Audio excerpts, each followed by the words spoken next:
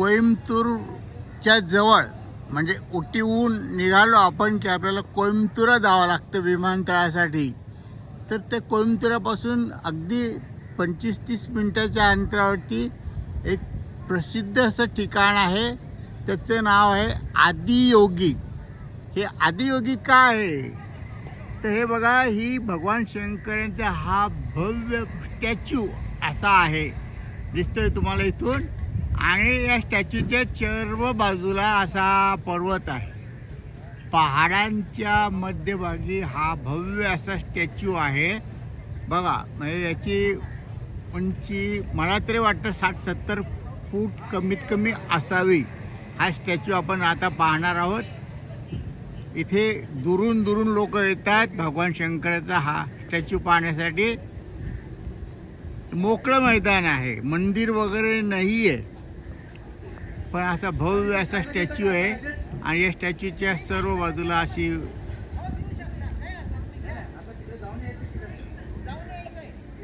Scene बघा इथला. ह्या टेकड्या, ह्या टेकड्यांच्या मध्यभागी हा भव्य असा भगवान महादेव, शंकर महादेव यांचा भव्य असा स्टॅच्यू म्हणू आपण त्याला, पुतळा आहे तो.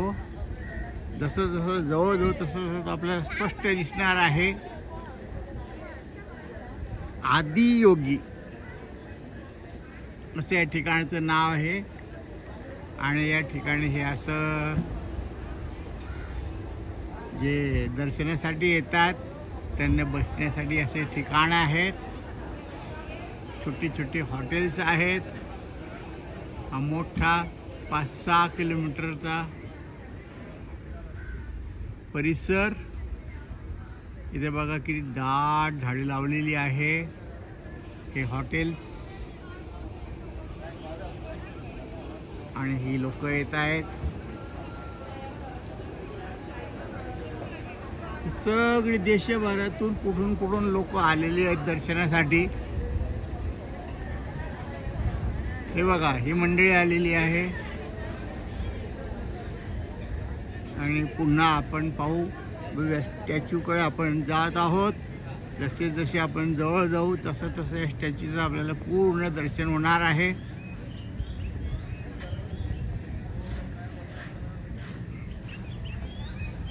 इथून बघा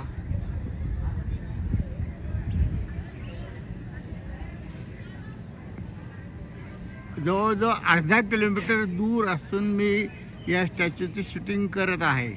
जसं जसं जवळ जाऊ तसं तसं हा स्टॅच्यू पूर्ण आणि स्पष्ट दिसणार आहे. आदियोगी या स्थळाचं नाव लक्षात ठेवा. कोइंबतूरपासून खूप जवळ आहे. कोइंबतूर टू उटी या रस्त्यावर, पण कोइंबतूरच्या जवळ आहे. हे बघा, इकडे मोकळं मैदान.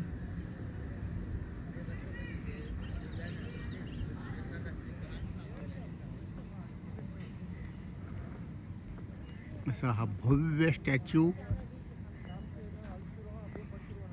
खुल्या मैदानामध्ये आहे.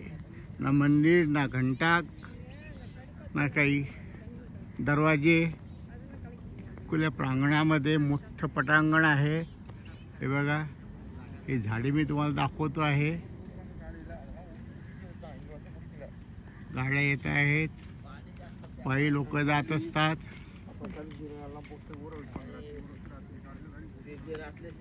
असं या भव्य स्टॅच्यूचं हे दर्शन. आदियोगी.